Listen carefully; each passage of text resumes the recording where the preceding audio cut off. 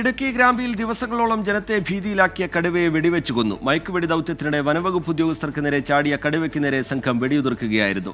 സ്വയരക്ഷയ്ക്കായി ദൌത്യസംഘം 3 തവണയാണ് വെടിയുതിർത്തത്.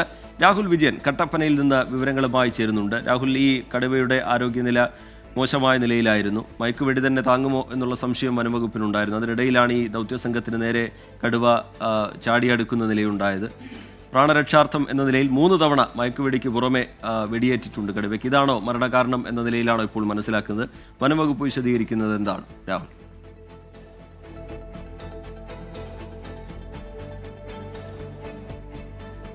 റിജിത്ത്, ഈ ദൗത്യസംഘത്തിന് നേരെ അപ്രതീക്ഷിതമായാണ് ഈ കടുവ ചാടി വീഴുന്നത്. ആദ്യം 11 മണിയോടുകൂടിയാണ് മയക്കുവെടി വെക്കുന്നത്. പക്ഷേ അത് വിജയിച്ചില്ല. പിന്നീട് രണ്ടാമത് 11:10 വീണ്ടും മയക്കുവെടി വെച്ചു. അതിന് പിന്നാലെയാണ് ഈ കടുവ ഈ വനം വകുപ്പ് ജീവനക്കാർക്ക് നേരെ, അതായത് ദൗത്യസംഘത്തിന് നേരെ പാഞ്ഞെടുക്കുന്നത്, ചാടി വീഴുന്നത്. ഇതിനിടയിലാണ് പ്രാണരക്ഷാർത്ഥം ഈ വനം വകുപ്പ് ജീവനക്കാർക്ക് വെടി ഉതിർക്കേണ്ടി വന്നത്. പലതവണ വെടി ഉതിർത്തു. വെടി കൊണ്ടാണ് ഈ കടുവ ചത്തതെന്ന് വനം വകുപ്പ് സ്ഥിരീകരിക്കുകയും ചെയ്തിട്ടുണ്ട്. മറ്റൊരു മാർഗം അവിടെ ഇല്ലായിരുന്നു വനം വകുപ്പിനെ സംബന്ധിച്ചിടത്തോളം. അല്ലെങ്കിൽ ഈ വനം വകുപ്പ് ജീവനക്കാരുടെ ജീവന് തന്നെ വലിയ ഭീഷണിയായിരുന്നു എന്നുള്ളത് ദൃശ്യങ്ങൾ സഹിതം നമുക്കും വ്യക്തമായിട്ടുള്ളതാണ്. ദൃശ്യങ്ങൾ കാണുന്ന പ്രേക്ഷകർക്കും അത് മനസ്സിലാകുന്നതാണ്. എന്തായാലും ഈ ഗ്രാമ്പിയിലെ ജനങ്ങളുടെ ആശങ്ക ഒഴിവായി എന്നുള്ളതാണ് മറ്റൊരു പ്രധാനപ്പെട്ട കാര്യം. കാരണം കഴിഞ്ഞ കുറച്ച് ദിവസങ്ങളായി ഈ ജനവാസ മേഖലയിൽ ഇങ്ങനെ കറങ്ങി നടക്കുകയായിരുന്നു. വളർത്തുമൃഗങ്ങളെയൊക്കെ ഈ കടുവ പിടിക്കുന്ന ഒരു സ്ഥിതിവിശേഷം ഉണ്ടായിരുന്നു. അത് വലിയ തരത്തിൽ ബുദ്ധിമുട്ട് ജനങ്ങൾക്കുണ്ടാക്കി.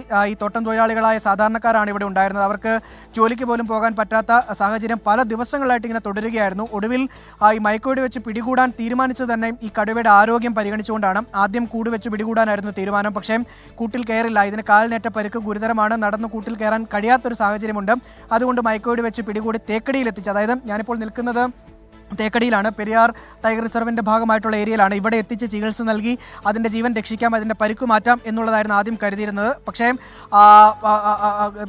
കൂട്ടിൽ കുടുങ്ങുന്ന അല്ലെങ്കിൽ കൂട്ടിൽ കയറുന്ന ഒരു സാഹചര്യം ഉണ്ടായില്ല. പിന്നീടാണ് അതിൻ്റെ ജീവൻ കൂടി പരിഗണിച്ചുകൊണ്ട് അതിനെ മയക്കുവെടി വെച്ച് പിടികൂടാൻ തീരുമാനിച്ചത്. ആദ്യ ദിവസം ദൗത്യം പരാജയമായിരുന്നു. രണ്ടാമത്തെ ദിവസം പരാജയപ്പെട്ടു. ഇന്നലെയും സമാനമായ രീതിയിൽ ആ കടുവയെ മയക്കുവെടി വെച്ച് പിടികൂടാനോ അതെവിടെയാണെന്ന് കണ്ടെത്താനോ കഴിഞ്ഞിരുന്നില്ല. ഇന്ന് പുലർച്ചെ 2:30 അരണക്കലിൽ വീണ്ടും ഈ കടുവ എത്തുന്നത്. ഒരു പശുവിനെയും നായയെയും കടിച്ചു കൊല്ലുകയും ചെയ്യുന്നത്. പിന്നീട് ഈ സംഭവം നടന്നതിൻ്റെ തൊട്ട് ചേർന്ന് ഒരു 100 മീറ്റർ ചുറ്റളവിൽ തന്നെ കടുവ തേയിലക്കാട്ടിൽ വിശ്രമിക്കുകയായിരുന്നു.